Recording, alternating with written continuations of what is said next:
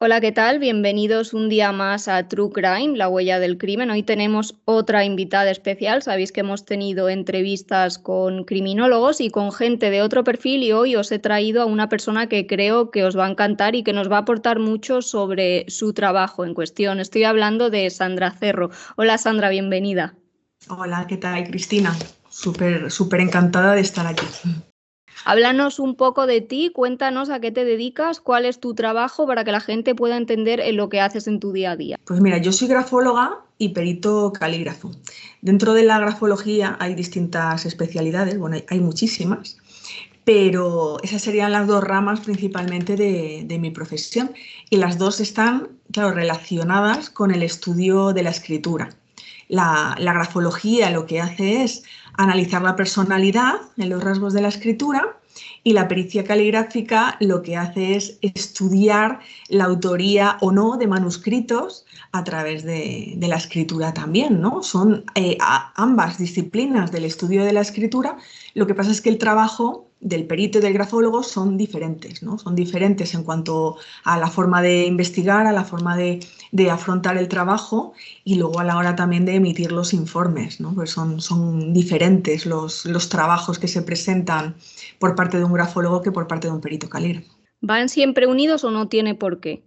No tiene por qué, no tiene por qué. Lo que pasa es que, claro, las dos son disciplinas relacionadas con el estudio de la escritura y tienen la misma base, ¿no? Yo, por experiencia propia, porque yo lo hice y también lo veo en alumnos míos, que casi todo el mundo que empieza a estudiar grafología termina con pericia o al revés, los que empiezan con pericia terminan con grafología. Y luego, claro, nos enganchamos a todas las disciplinas también que están relacionadas con la escritura, ¿no? Como puede ser, por ejemplo, la paleografía, que también es el estudio y la transcripción de los documentos históricos, pues también está relacionado con el estudio de la escritura, aparte de todas las especialidades que ya en sí tiene la grafología también. Y en el caso de tu trabajo, a ti como grafóloga y como perito que nos has contado que es distinto, ¿quién te contrata? Pues depende de lo que se quiera, lo que quiera el cliente, ¿no? Hay personas que como grafólogo pues te pueden contratar pues una persona, por ejemplo, que por una simple cuestión de autoconocimiento pues quieren que les hagas un estudio de su escritura pues para conocerse mejor, ¿no? Luego también las empresas. Realmente en grafología donde más trabajamos los grafólogos es en recursos humanos, en selección de personal se aplica muchísimo la grafología. ¿M? Y luego, claro, como grafólogo pues puedes trabajar en todos los ámbitos relacionados con el conocimiento de las personas, ¿no? En criminología, que es tu campo, también para perfilación criminal. Por ejemplo, en el ámbito educativo también es muy interesante, ¿no? Para ver todo el desarrollo de la escritura, desde los primeros garabatos de los niños, a cómo va evolucionando la caligrafía y todo esto, ¿no? Realmente, luego la investigación histórica, por ejemplo, también es muy interesante, es un campo muy apasionante dentro del estudio de la escritura, ¿no? Entonces, en todas las ramas del conocimiento humano se puede aplicar esto, ¿no? Y luego en el ámbito de la pericia caligráfica, pues también nos contratan personas que a lo mejor un particular al que le han falsificado una firma, un documento y quiere demostrar que o que es falso o que es suyo, ¿no? Depende, te pueden contratar para las dos cosas, ¿no? Decir, oye, quiero demostrar que esto lo he escrito yo o quiero demostrar que esto no lo he escrito yo, ¿no? Y hay veces que no son los particulares, sino los abogados, en nombre de una persona pues, que ya está metida en un asunto de falsificación y son los abogados los que hacen la contratación del perito. Me ha parecido muy curioso, nos has dicho que las empresas están contratando muchos grafólogos para contratar a la gente. Claro, claro, sí, sí, en selección de personal. Es una de las técnicas de selección de personal junto con los cuestionarios de personalidad, los test psicotécnicos, las entrevistas, pues también hacen pruebas grafológicas. Seguro que alguna de las personas que nos está viendo en este momento ha pasado alguna vez por alguna prueba de selección donde le han pedido un manuscrito. O sea, siempre que te piden que o bien en el conjunto de pruebas que te hacen en la empresa lo escribas allí o que lo mandes tú por correo, ¿no? Hay veces que la gente se sorprende y dice, ah, me han pedido el currículum manuscrito. O una carta de presentación manuscrita y claro, la gente se extraña, ¿no? Y es por eso, porque hay un grafólogo detrás que va a analizar la escritura. Está muy bien que nos digas eso porque le sirve también a la gente que nos escucha, porque yo al menos no lo había escuchado y la verdad que no había caído nunca y me parece súper curioso. Claro, y luego en un ámbito que seguramente también a ti o cualquiera nos han pedido algo escrito, es cuando vas a renovar el DNI en la policía, que te hacen rellenar un papelito. Yo la última vez que fui a mí me lo pidieron, te hacen rellenar como una especie de recibo, ¿no? Es decir, oh, yo fulanito de tal, en fecha ta, he recibido mi carnet de identidad y te dicen que lo escribas con tu letra. Que claro, yo pregunté porque ya me estaba oliendo aquí el percal, digo, ¿puedo escribirlo en mayúsculas? Dicen, no, con tu escritura. Digo, no, ya me lo imaginaba.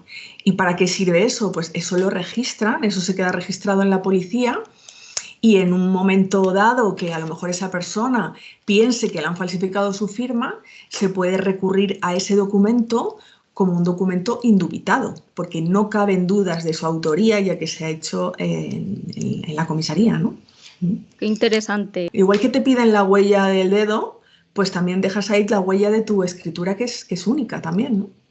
Y entonces eso tiene que ser siempre en minúsculas. Si es en mayúsculas. En tu escritura normal, no forzar Vale. la mayúscula, porque muchas veces se fuerza la mayúscula por claridad, ¿no? Porque dices, mira, cuando rellenas un formulario, que quieres que la otra persona lo lea y lo entienda, si tienes tu escritura ilegible, pues muchas veces forzamos la mayúscula, ¿no? En este caso no, aquí te dicen que lo escribas con tu propia escritura, ¿no? Entonces se queda ahí la muestra, la huella de esa persona que es única, exactamente igual que el iris del ojo o que la huella dactilar. Qué curioso, me encanta que nos hables de estas cosas porque yo no me había dado cuenta, desde luego, y seguro que muchos de nuestros oyentes tampoco, de lo importante que es la escritura. Y ahora que cada vez se escribe menos, ¿tú ves cambios? A ver, realmente la escritura la llevamos nosotros innata, o sea, es algo que aunque escribamos menos y lo practiquemos menos, nunca vamos a olvidarnos de cómo se escribe. Es que me lo pregunta mucha gente, me hace mucha gracia porque está todo el mundo súper preocupado ahora, porque como solo escribimos con teclado, pues es una de las preguntas que casi siempre me hacen, pues eso, ¿no? Que escribimos menos y tal, ¿no? Pues es como montar en bicicleta o como hacer cualquier otra actividad que hacemos de forma cotidiana, ¿no? Por mucho que dejemos de practicarlo, nunca se nos va a olvidar hacerlo y siempre va a mostrar nuestra personalidad, no va a cambiar. Vale, eso es lo que te quería preguntar. Por ejemplo, de niños, ¿a partir de cuándo puedes tú estudiar la letra y puedes decir que la personalidad empieza a definirse? La personalidad se empieza a definir, a ver, a partir de los 14, la escritura se ha automatizado ya. O sea, realmente, claro, depende, esto no es homogéneo, o sea, hay niños que maduran antes, otros que maduran después, pero en torno a los 13, 14 años ya se entiende que la escritura está personalizada. Entonces, hasta que no se automatiza y se personaliza la escritura, no se puede ver la personalidad. Claro, piensa, por ejemplo, que los niños que están aprendiendo a escribir o que todavía están entrenando la primera caligrafía, lo que tienen son signos de mucho apego al modelo escolar y luego muchos signos de esfuerzo, entre otros rasgos, ¿no? O sea, ahí pesa más el esfuerzo, que al final es un esfuerzo muy consciente. Tú estás poniendo conciencia en lo que estás escribiendo, ¿no? Entonces, a medida que vamos evolucionando y vamos automatizando ese movimiento, ya lo hacemos sin pensar, pues es a partir de ahí, justamente cuando ya lo hacemos sin pensar, es cuando se va a reflejar nuestra escritura ahí como si fuera un espejo. ¿Y cuáles dirías que son las partes más apasionantes de tu carrera, las que más te gustan personalmente? Sí, a ver, en general me apasiona todo y sobre todo me apasiona mucho en general la grafología porque es muy variada. O sea, hay veces que estás haciendo una selección de personal y de repente te entra una pericia caligráfica y cambias totalmente el chip, ¿no? Y es muy entretenido porque puedes estar haciendo mucha variedad de trabajos y no es monótono, no estás haciendo siempre lo mismo. Y luego, claro, que cada caso es diferente, cada escritura es diferente. Entonces, nunca va a ser un trabajo automático y rutinario porque muchas veces te encuentras cosas que dices, pues madre mía, ¿y esto ahora, esto ahora qué es, ¿no? Entonces, me gusta mucho porque es muy variado. Y luego la especialidad que más me gusta es la histórica, ¿no? La grafología histórica, porque es muy bonito poder conocer a personajes de la historia a través de la escritura cuando a lo mejor no hay otro medio para conocer cómo eran. Muchas veces no existen biografías o no existen testimonios sobre cómo era un determinado personaje histórico, y a través de la escritura sí que podemos bucear ahí un poquito en su personalidad y llegar a conocerlo, ¿no? A mí me parece apasionante, me encanta escribir y entonces todo lo que tenga que ver con las letras me parece precioso. Creo que tienes un trabajo muy bonito. Y te habrán pasado muchísimas anécdotas, cuéntanos alguna. A ver, anécdotas, en general la mayoría no se pueden contar, pero bueno, normalmente son cosas raras porque nos confunden mucho a los grafólogos con otros profesionales, ¿no? Entonces hay veces que nos piden cosas rarísimas que dices, pero ¿a dónde vas? El otro día, por ejemplo, me escribió uno diciéndome que necesitaba una consulta urgente conmigo porque escribía cosas y le daba miedo escribir porque todo lo que escribía se cumplía. Digo, es que me parece que no es un grafólogo lo que tú necesitas, ¿no? Es otra cosa. Otra vez, otro también me quería mandar un diploma antiguo firmado por Franco y lo que quería era que yo se lo restaurara. O sea, que restaurara la firma, encima que se la restaurara. Digo, a ver, que es que esto los grafólogos no lo hacemos. Entonces son cosas sobre todo por eso, ¿no? Porque es una disciplina muy desconocida y nos confunden con otras cosas, ¿no? O nos piden cosas que realmente no están dentro de nuestra competencia. Yo me alegro que estés aquí para dar voz a los grafólogos y que al fin la gente sepa a qué os dedicáis y cuál es vuestra labor. Tú que te dedicas a la grafología, ¿qué puedes descubrir de una persona leyendo cómo escribe? A ver, podemos descubrir todo, realmente. Lo que sí que es importante aclarar, eso sí que es importante, es que nuestra escritura nos retrata en el momento presente. O sea, es como si fuera una foto, un selfie, ¿vale? No podemos ver cosas del pasado, pues también, ¿no? La gente se piensa que, pues eso, una señora me preguntó que si sabía si se iba a morir pronto. Pues eso no lo vemos, o sea, realmente no es como leer las líneas de la mano o adivinar el futuro, ¿no? La escritura lo que hace es retratarte en el momento presente y claro, por eso muchas veces vemos cómo nuestra escritura va cambiando a medida que nosotros cambiamos o en distintas circunstancias de nuestra vida o en diferentes estados anímicos emocionales, también cambia un poquito la escritura, ¿no? La inclinación, ¿no? Incluso nos dice cómo se encuentra en ese momento una persona. Claro, sí, lo que estudiamos en general, los aspectos más generales que estudiamos en la escritura son 8, ¿vale? A ver si no se me olvida ninguno, que son el tamaño, la forma, la inclinación, como tú dices, la dirección, la presión, la velocidad, la cohesión y el orden. O sea, son 8 parámetros fundamentales y luego, eso es en general, y luego ya vamos afinando un poquito el análisis, porque hay algunas letras sueltas, por ejemplo, que también, dependiendo de cómo las hagas, tienen un significado, no aislado, siempre tenemos que integrarlo dentro del conjunto gráfico, pero sí que hay algunas letras muy singulares que tienen una interpretación. Y luego pequeños signos muy inconscientes, que pues a lo mejor ganchitos, espirales, rasgos que se llaman gestos tipo, que son muy genuinos, también se llaman idiotismos, aunque a mí esa palabra no me gusta nada, pero son gestos muy singulares de la persona que los hace y de hecho cuando determinamos la autoría de manuscritos pues nos fijamos mucho en eso, en pequeños gestos difícilmente imitables porque a una mano falsaria pues le pasan totalmente desapercibidos, no se fijan en eso, ¿no? No se fijan en eso y tampoco nos fijamos, ¿no? A la hora de escribir yo creo que ni siquiera somos conscientes de que estamos dejando ahí nuestra personalidad. Claro, nuestra personalidad y nuestra huella, porque realmente cuando intentamos falsificar la escritura de otra persona, vamos a dejar plasmada nuestra huella también. O sea, va a ser muy difícil apartarnos de nuestra propia escritura de forma consciente e imitar o falsificar la de otra persona, ¿no? Eso es muy interesante. O sea, no se puede falsear la escritura de forma consciente y por eso es tan útil en pericia caligráfica para la determinación de autoría y también es útil para delatar nuestra personalidad pues eso, en una selección de personal, por ejemplo. ¿Cuánto material necesitas para poder analizar una persona? O sea, por ejemplo, ¿de un escrito corto puedes sacar algo? ¿Tiene que tener cierta extensión?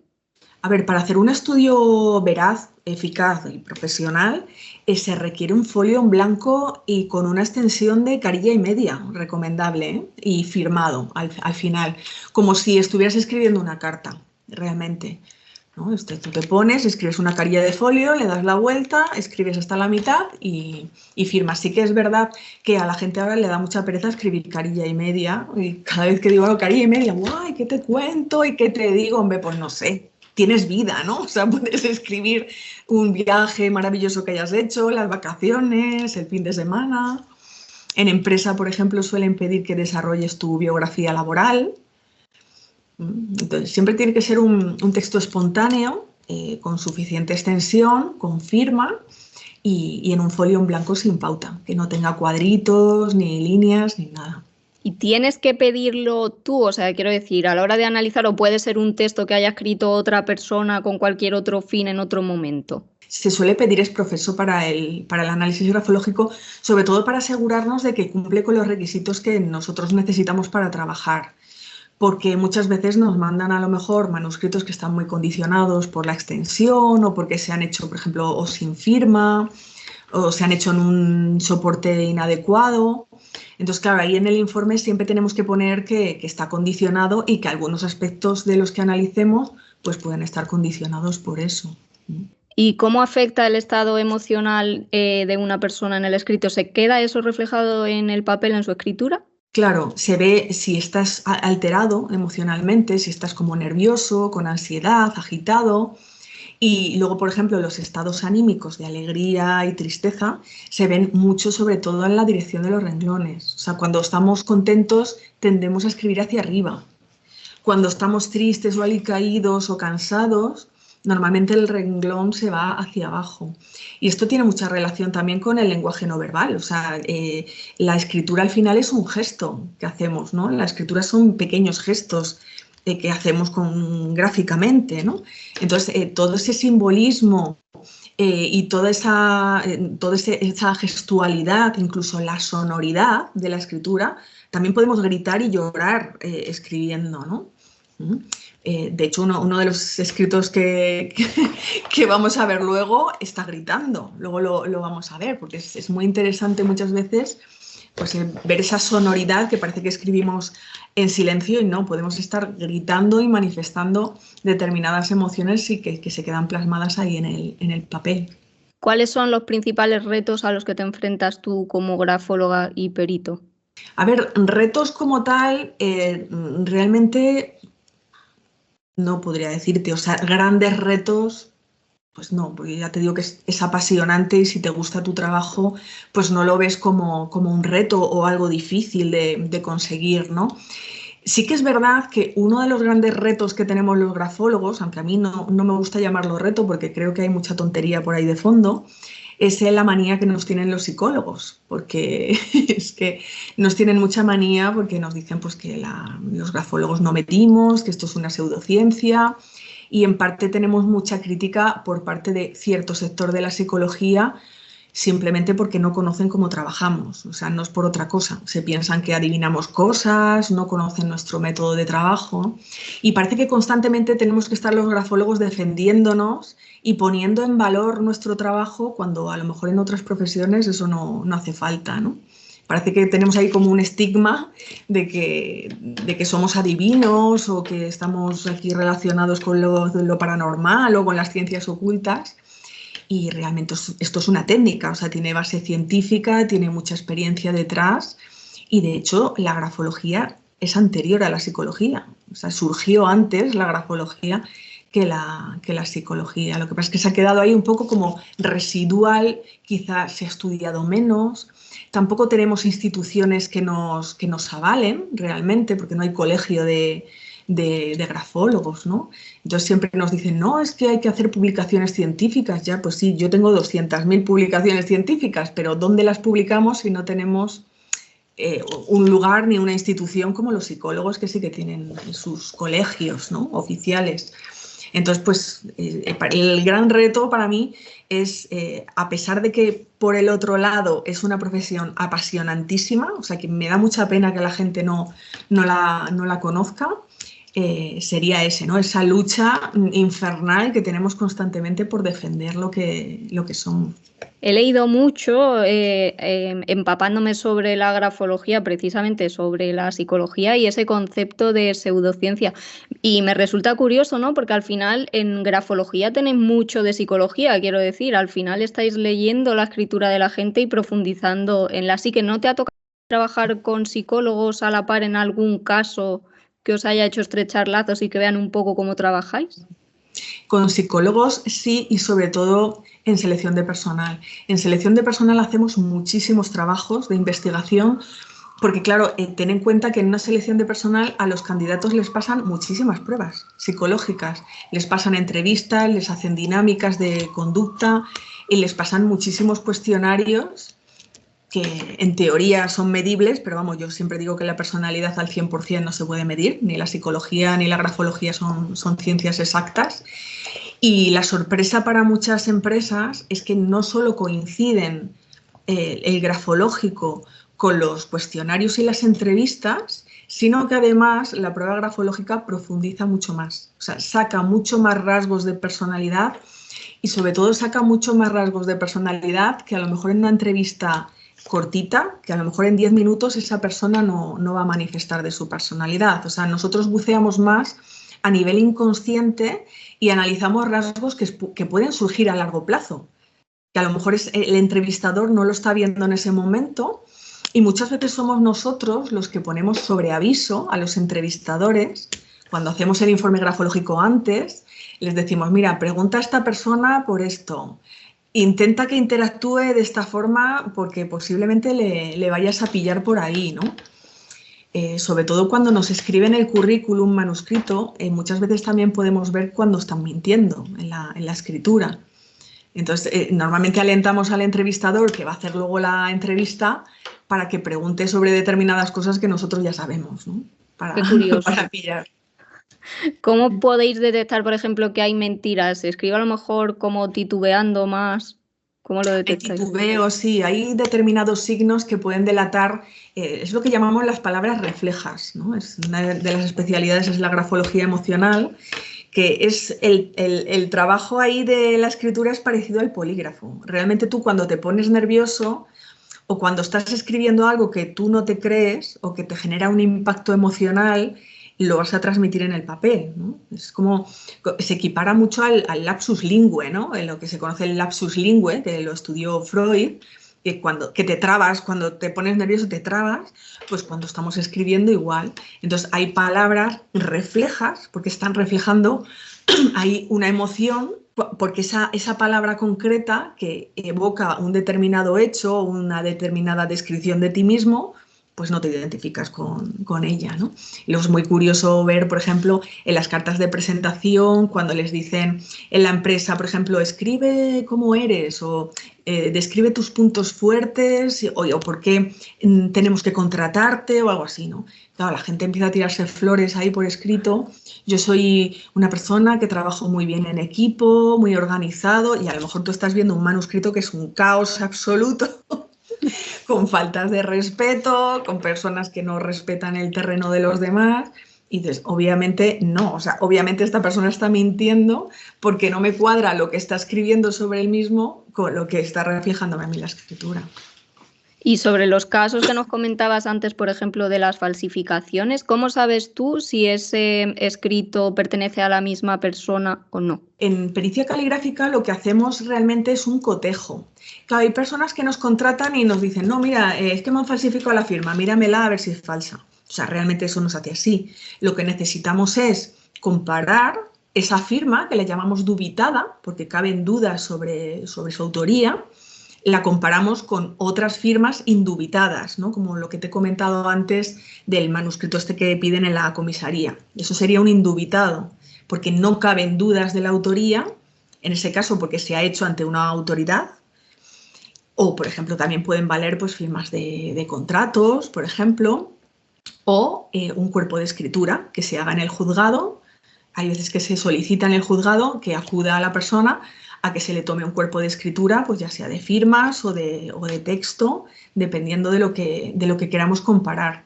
Entonces, a partir de ahí lo que hacemos es un cotejo técnico comparativo. Comparamos el documento cuestionado con otros documentos que no están cuestionados, ¿no? Ya sea una firma o un texto, pues pedimos cuerpo de escritura dependiendo de lo que queramos comparar. Y ahora que muchas de las cosas se firman así de manera electrónica, que te dan el boli vosotros os estáis encontrando con problemas, me imagino, porque ya muchas veces nadie firma como firma. Claro, nos encontramos con problemas no solo por el soporte, porque el soporte también puede generar muchas diferencias con un documento que tú hayas escrito en una hoja, sino también porque muchas veces cuando firmas, por ejemplo, en una tienda, además que yo lo hago muchas veces, estás ahí, mira, me va a salir un churro de firma, pues pinto un monigote. Entonces, claro, ese monigote va a ser imposible compararlo con una firma indubitada, porque no se parece, o sea, no podemos comparar un huevo con una castaña. Realmente comparamos pues, firmas que estén hechas en el mismo soporte y que tengan similitudes. Y vamos a pasar, si te parece, a hablar en el caso de los criminales. También queda, me imagino, reflejada su personalidad en los escritos que pueden hacer, porque sabéis que, bueno, a lo largo de la historia muchos han sido los asesinos que han dejado sus cartas bien dirigidas a medios de comunicación o bien plasmadas en diarios. ¿Queda también ahí su personalidad registrada? Claro, claro que queda. Claro que queda. Lo que pasa es que hay que como un poco seleccionar bien esa documentación, porque muchas veces lo que hacen es escritos muy, muy conscientes, ¿no? Están como muy pensados, incluso muchas veces lo que hacen es forzar la legibilidad. Entonces ahí están como un poco enmascarando, o escribir en mayúsculas, por ejemplo, ahí están enmascarando un poco su personalidad. Entonces, para poder analizar la personalidad realmente o hacer una perfilación criminal, tienen que ser escritos que sean espontáneos, o sea, que hayan surgido de forma totalmente espontánea a esa persona y que no esté forzando esa intención de claridad o de legibilidad para que el destinatario lo entienda. ¿Hay rasgos comunes, por ejemplo, en la escritura de los psicópatas? Claro, los psicópatas, hay distintos tipos. A mí tampoco me gusta etiquetar, porque dentro de los psicópatas pues también hay, en general en la personalidad hay mucha variabilidad, ¿no? Y poner etiquetas siempre es limitarnos mucho. Pero en general, uno de los rasgos de personalidad más significativos de la personalidad del psicópata es la falta de emotividad. O sea, no son capaces de sentir emociones. Y por eso muchas veces pues, se dedican a cometer crímenes, porque necesitan un estímulo fuerte para poder sentir, ¿no? Y para poder despertar toda esa parte de su sistema nervioso que no les está respondiendo, ¿no? Que también se podían tirar en parapente o escalar una montaña en vez de matar a gente, hacer cosas estimulantes que no sé ir matando por ahí. Pero eso es uno de los rasgos más llamativos. Entonces, claro, en la escritura, cuando no hay emotividad, lo que se ve es una escritura muy inerte, o sea, como si la hubiera hecho una máquina o un ordenador, se ve muy poco movimiento, o sea, es una escritura como muy pensada, muy calculada y que prácticamente no tiene ninguna vibración ni ningún movimiento como sí que lo tienen las personas con un nivel de emotividad normal, ¿no? Y luego tenemos los asesinos que también han mandado mensajes, pero que bueno, han sido más listos y para que estos grafólogos no hagan su trabajo, se han dedicado, por ejemplo, a coger las letras, ¿verdad?, de las revistas y pegarlas, tratando así quizá de enmascarar o de dejar su personalidad por escrito. Claro, esa es una de las técnicas de los anonimógrafos. O sea, cuando quieres mandar un anónimo, pues a ver si eres un poco listo, pues recortas efectivamente las letras o fuerzas letras como muy caligrafiadas, ¿no? Porque ahí pues es una caligrafía como casi más artística, ¿no? Y ahí, claro, ahí no se va a quedar reflejada la personalidad. Luego hay otros más torpes que sí que escriben con su propia letra, claro, que dejan ahí la nota y tal, y la venga, anchas Castilla, que me descubran, ¿no? ¿Y vosotros en un escrito podéis identificar, por ejemplo, si esa persona tiene tendencia a ser violento? ¿Eso queda reflejado? Sí, la violencia además se ve muy bien. O sea, los rasgos de agresividad, los rasgos de violencia en distintas modalidades, tanto activa como pasiva, se ven muy bien en la escritura. Sobre todo, una combinación explosiva es la escritura angulosa, con muchísimos ángulos y que invada el renglón inferior, con puntas, ¿no? Normalmente vamos a ver escrituras que con los pies de letra, con una forma angulosa y una presión fuerte, van a invadir el renglón de abajo, ¿no? Eso nos está hablando, pues, de un temperamento muy fuerte, personas que no son capaces de controlar su impulsividad y que aparte machacan al contrario, o sea, machacan a los demás. No son capaces de respetar esos espacios en la hoja, que todos respetamos el interlineado. Lo normal es que no nos metamos en el renglón de abajo, ¿no? Si tú estás pinchando desde arriba al renglón de abajo, pues ahí se ve esa falta de respeto y en ese caso también sumada a violencia, ¿no? Y a vosotros, por ejemplo, a los grafólogos en general me refiero, ¿os contrata en algún caso las fuerzas y cuerpos de seguridad del Estado para una investigación, por ejemplo? En contadas ocasiones, pues normalmente tiran más de psicólogos de dentro, ¿no? De instituciones penitenciarias o psicólogos forenses.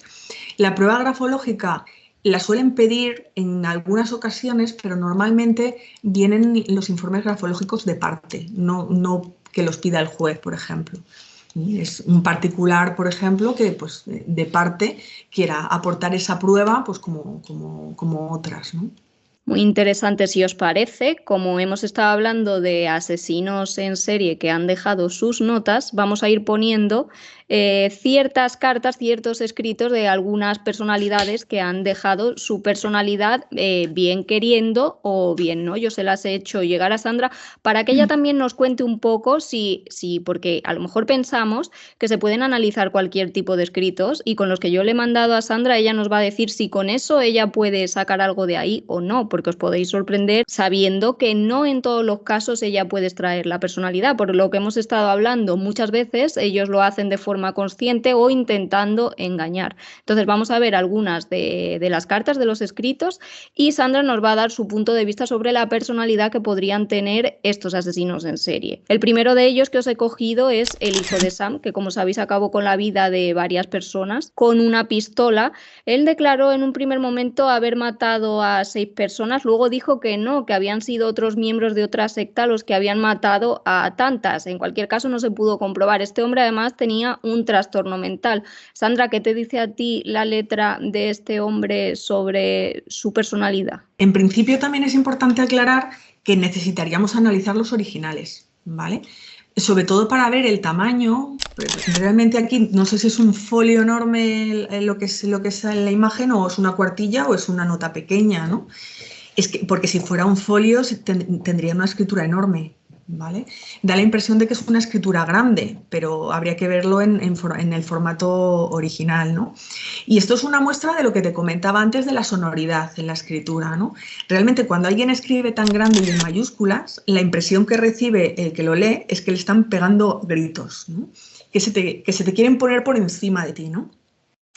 Y luego, fíjate además también cómo invade, no es capaz de respetar el interlineado, incluso el interpalabras, ¿no? Hay algunas palabras que están muy pegadas, no deja apenas espacios, luego hay letras más grandes que otras, ¿no? Y luego también es una escritura sobrealzada, aunque está en mayúsculas y la mayúscula nos limita mucho para ver rasgos de personalidad, porque enmascara un poco esa personalidad espontánea que hablábamos antes.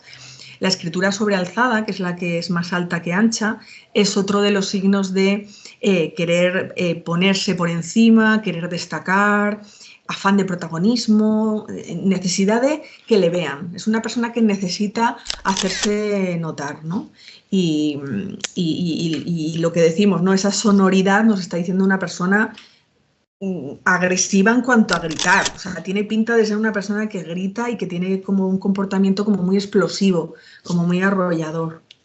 Este hombre, de hecho, una de las cosas que dijo para explicar sus crímenes decía, como os he dicho, tenía un trastorno, creo que era esquizofrenia, si no recuerdo mal, decía que el perro de un vecino le había gritado, precisamente ahora que utiliza Sandra ese término, le había gritado que tenía que acabar con la vida de personas y por eso él cometía estos crímenes. Ese es el primero de los asesinos y me resulta muy curioso que con ese escrito, que como ha dicho Sandra, necesitaría muchísima más información, saber si eso lo ha escrito en una página o si no, para poder dar estos datos de personalidad, pero que nos pueda hacer esos detalles sobre la personalidad en principio de el hijo de Sam. Yo quería invitar a Sandra por eso, para que veáis que es un trabajo difícil y que no a lo mejor por pasarle una frase ella va a saber exactamente la personalidad de esa persona, porque necesita estudiarlo, necesita trabajo y es una ciencia, como ya he explicado, que necesita reposo y tenerla en cuenta. No podía yo dejar de pasar otro famoso escrito, que es el de El Zodíaco. En este caso, como sabéis, este hombre se inventó su propio código, que han tardado muchísimos años en descifrarlo. Lo último que se sabe es que la inteligencia artificial ha conseguido descifrar ese código, que muchísima gente fue incapaz de sacarlo. Y bueno, como sabéis, lo que os he dicho es un código que no existe y él mismo se inventó. En este caso, los grafólogos, ¿podríais hacer algo con ese escrito? Claro, en este caso no, porque está forzando, realmente lo que está es haciendo una escritura muy automática, está forzando como una caligrafía personal suya, que posiblemente él tenga su escritura natural, que no escriba así, pero ahí no se podría analizar. En cualquier caso, a lo mejor con un original, comparándolo con otro documento, se podría a lo mejor ver si ha sido el mismo autor. O sea, si le intentan, por ejemplo, usurpar la identidad a esta persona y otro se coge el mismo código e intenta imitarlo, porque eso pasa muchas veces, que un zumbao llama a otro. O sea, uno se pone a hacer cosas de estas y de repente aparece un montón de gente haciendo lo mismo, ¿no? Entonces, ahí sí que se podría ver si es la misma persona la que ha hecho los dos escritos con ese código. Pero a nivel de ver la personalidad, no, porque es que se está enmascarando completamente. El Zodíaco, de hecho, tuvo un imitador que él mismo se llamó Zodíaco de Nueva York, 30 años después, luego no era él y de hecho está en la cárcel. El Zodíaco, hay que recordar que jamás le pillaron, era muy inteligente y consiguió enmascararse y a día de hoy se desconoce quién es este asesino. La grafología o la pericia caligráfica podría servir para hacer, por ejemplo, un perfil de un criminal. Claro, sí, la grafología sí. Claro, con esas características, por ejemplo, lo que te he comentado de los psicópatas, pues se puede ver si la persona es psicópata o si tiene alguna patología mental, ¿vale? También se puede hacer ese tipo de perfilaciones. Lo que pasa es que es eso, que tendríamos que contar con el material adecuado, que muchas veces es lo difícil de conseguir, ¿no? Pues sí que, por ejemplo, el rey del cachopo se ha dedicado a escribir cartas a todo el mundo, que yo estoy esperando que me escriba a mí, porque también le analicé en televisión. Digo, cualquier día me manda una carta también a mí para contarme aquí cosas, porque ha escrito un montón de gente.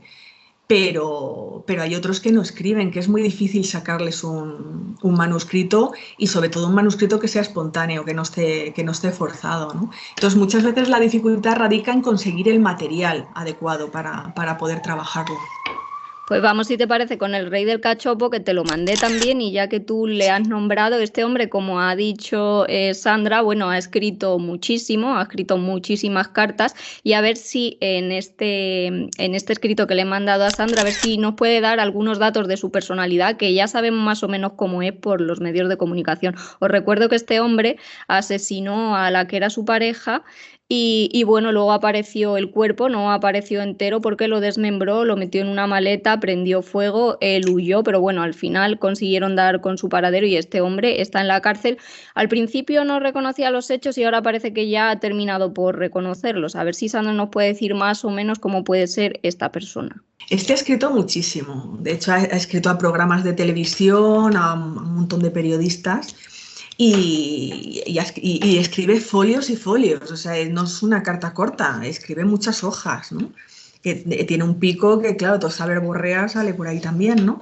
En este caso, ves, es un poco lo que te comentaba del soporte, que tiene cuadritos, ¿vale? El cuadrito aquí está un poco condicionando esa espontaneidad porque ya está marcando mucho la dirección y un poco la estructura del interlineado y todo eso, ¿no? Pero sí que es verdad que las personalidades este hombre no es que lo diga yo por su escritura, sino que ya lo han dicho los psicólogos, que es psicópata, o sea, es un psicópata de manual. En su escritura también se ve, porque hay muchas personas que, aunque escriban en una hoja pautada, si tu nervio y tu espontaneidad no es fría y calculadora como la de estos personajes, pues te sales de la pauta. Lo normal es salirte de la pauta y que la pauta te importe tres pimientos, ¿no?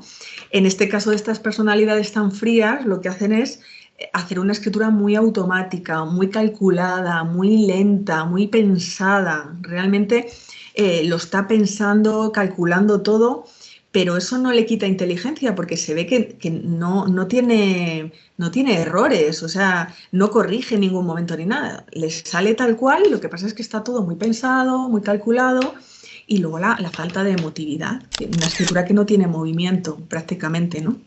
Entonces es un buen ejemplo esta escritura de la personalidad psicópata, bastante egocéntrico también.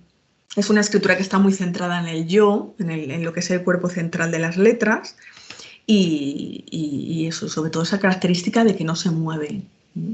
Y ahora que hablas sobre que no hay, por ejemplo, tachones, a la hora vosotros de analizar, tiene que ser un texto como escrito, o sea, si hay errores no pasa nada, ¿verdad? Claro, nosotros no miramos la ortografía y que tengas alguna errata, pues eso son pequeñas erratas de pensamiento, ¿no? Que son bastante normales cuando tú estás escribiendo un texto fluido y espontáneo, pues te puedes trabar un poquito y no pasa nada, ¿no? En cambio, estas personas, claro, lo que da que pensar muchas veces es si esto lo ha escrito él de forma espontánea o lo ha escrito antes en un borrador y luego lo ha pasado a limpio. En cualquiera de los casos nos habla de una mente perfeccionista y calculadora y con un pensamiento como muy reflexivo, ¿no? Que no en este caso, por ejemplo, esta persona, este tipo de personalidades no matan por impulso, lo piensan todo, o sea, está todo planificadísimo, todo pensadísimo, no es el típico violento que dices, es que perdí los nervios y no. Este tipo de psicópatas normalmente son bastante organizados a la hora de planificar los crímenes. Pues ahora nos vamos para atrás y vamos a hablar de Jack el Destripador. Como sabéis, uno de los primeros asesinos en serie. Se ha llegado a decir que es el primero, pero bueno, no ha habido otros antes. Es una letra que a mí me gusta mucho porque, bueno, la letra del pasado sabéis que era muy estilizada. Y a ver qué nos puede decir Sandra sobre Jack el Destripador, que como sabéis es otro de esos asesinos que se libró de condena porque nunca se supo quién era. ¿Qué nos puedes decir de Jack el Destripador, Sandra? Es muy interesante esta historia porque tampoco se ha descubierto todavía quién era Jack el Destripador. No. No se ha descubierto. De hecho, hay muchísimas cartas, esta es una de ellas, pero hay más cartas que se atribuyen a Jack el Destripador. Yo creo que es un poco como decíamos antes, ¿no? Que un zumbado se hace famoso, dirán, pues ahora vamos a mandar más cartas y nos juntamos aquí unos cuantos, ¿no? Sea o no Jack el Destripador, esta escritura es de una persona violenta. Aquí se ve muy bien lo que comentaba antes de la escritura angulosa, pinchando abajo, en los renglones de abajo, con unas puntas que muchas veces tienen incluso forma de cuchillo. De hecho, en la primera frase que dice que me han dado medio riñón de una mujer, la palabra woman está partida totalmente por la mitad con la F de half, ¿vale? Se ve muy bien. Y se ve también que es una persona que necesita llamar la atención, que no le gusta pasar desapercibido, tiene un ego muy potente. Es una de las sospechas que hizo pensar que esta pudiera ser de él, es que es una escritura bastante artística, es una persona muy creativa y dicen que él lo era, que pintaba y todo esto, ¿no? Aquí hay muchos signos de creatividad mal canalizada por mal control de los impulsos. Al contrario que lo que hemos dicho antes del rey del cachopo, este sí que pierde el control. Este sí que mata por impulso, no piensa tan despacio, ¿no? Aquí vemos una mente muy, muy creativa, junto con un ego muy fuerte y junto con una violencia bastante es peligrosa, o sea, una violencia brutal, o sea, es brutalidad lo que se ve en esta escritura. Pues agradecemos a Sandra que esté aquí, nos esté contando, por ejemplo, cómo dos asesinos que al final, pues bueno, acaban con la vida de persona, pueden tener una personalidad tan diferente y que quede reflejado en esos escritos. Y tenemos por último al asesino de la Baraja, un asesino español que también acabó con la vida de sus víctimas con una Tokarev, un arma muy característica. Él había pasado por el ejército y bueno, pues un día se le ocurrió que estaba cansado y que estaba aburrido y que pues quería acabar con la vida de personas a ver qué se sentía y bueno, pues es uno de los más célebres que de hecho se le terminó pillando porque su ego desmedido, ahora nos dirá Sandra si tiene ego o no en la letra, pero bueno, su ego le llevó a la comisaría a decir, es que como no me habéis pillado, pues ya me entrego yo, aquí estoy, ¿no? Que no puedes decir, Sandra, de la letra del asesino de la Baraja. Pues fíjate, yo no veo ego. Lo que veo quizá es una mala compensación del ego. O sea, es un inseguro. Esta persona es insegura. Y muchas veces los inseguros intentan compensar esa inseguridad creciéndose, ¿no? Pero realmente su esencia, o sea, su yo inconsciente es inseguro e introvertido. Lo que pasa es que tiene un trastorno antisocial brutal. O sea, es una persona que se distancia muchísimo de los demás, está como a la defensiva. Se ve en la escritura, en las palabras inclinadas hacia la izquierda. Tiene como miedos, como actitudes a la defensiva. Y luego llama mucho la atención, que yo creo que tiene un desorden mental también bastante grande, en que las palabras están muy separadas entre sí. O sea, lo que es la ocupación del espacio se ve como mucho aire entre palabras, ¿no? Entonces ahí tiene un pensamiento un poco lento, necesita pensar todo mucho y muy desorganizado, ¿no? Claro, si se ponen juntas esta escritura con la del Rey del Cachopo, se ve el pensamiento organizado que tiene el Rey del Cachopo, totalmente organizado y estructurado y calculado, y este otro que no sabe muy bien por dónde se va. O sea, es una mente totalmente desordenada. Sí, se ve también a lo mejor en los crímenes, ¿no? Lo que está diciendo Sandra. Por un lado tenemos al rey del cachopo que, bueno, que consiguió huir y durante mucho tiempo, de hecho, negó que él hubiera acabado con la vida de Heidi, su pareja. Y luego tenemos en el otro extremo, pues, al asesino de la Baraja, ¿no? Que elegía a sus víctimas totalmente al azar, de forma totalmente desordenada. De hecho, hay que recordar que lo de asesino de la Baraja fue también totalmente al azar. Encontraron un naipe, la prensa empezó a llamarle asesino de la Baraja, le gustó y a partir de entonces se quedó con eso del asesino del naipe y él era el que iba dejando un naipe en cada una de sus víctimas. Pues nos ha servido de mucho también, como veis, el análisis de Sandra. Y en los casos, por ejemplo, que dejan cartas de confesión, como estamos hablando del rey del cachopo, que no sé si lo ha dejado por escrito o no, porque ya ese dato no lo sé, creo que sí, que fue por Sí, sí. escrito donde dijo que sí, que confesaba sus crímenes, no sé si con el fin de conseguir algún permiso penitenciario o algo así. Ahí se puede interpretar no solo su estado mental, sino si de verdad se siente culpable. Ahí ese hombre primero pidió perdón. En una de las cartas, hace unos meses, escribió pidiendo perdón, que era lo que se esperaba también para conseguir permisos penitenciarios, y luego hace unas semanas, o no sé si un mes, ha hecho la carta, así que la ha escrito pidiendo, o sea, confesando el crimen. En el caso, claro, hay que ver ahí también el nivel de emotividad que tiene la persona. O sea, una persona que tiene sentimientos y remordimientos, sí que se puede detectar que diga la verdad en un manuscrito, pero estos psicópatas que tienen esa mente tan fría no van a mostrar esa culpabilidad y esos sentimientos de si realmente sienten lo que han hecho o no, porque su escritura va a ser igualmente estática, igualmente inerte, igualmente automática, ¿no? Entonces, dependiendo del nivel de emotividad que tiene la persona, van a ser más propensos a reflejar esas emociones en la escritura, cuando la palabra, por ejemplo, perdón, pues sí, lo siento sinceramente, ¿no? Muchas veces pues puede aumentar de tamaño, si tú te lo crees, dices, mira, lo grito, ¿no? Realmente lo siento, ¿no? Pero en estos psicópatas que son tan fríos y con esa falta de sentimientos y de remordimientos, pues es más complicado detectar si lo sienten de verdad o no. Y tú, en tu caso, si pudieras tener la oportunidad de analizar la escritura de algún asesino célebre, ¿a cuál te gustaría analizar y por qué? He analizado algunos. Hay uno que me llama muchísimo la atención, que también hay mucho escrito de él, pues si la gente lo quiere buscar, ese Ted Bundy, el asesino seductor, es un personaje muy interesante, porque claro, es el típico abogado guapo que de familia americana, que los típicos que vivían ahí en su barrio decían, no, este no ha podido hacer nada, pero si era una familia normal y era un hombre muy agradable, ¿no? Y mató a más de 100 universitarias, un asesino en serie muy conocido, de hecho se defendió él mismo, hizo él mismo su defensa y ahí terminó en la silla eléctrica, o sea que no sé si sería muy seductor, pero como abogado no lo hizo muy bien.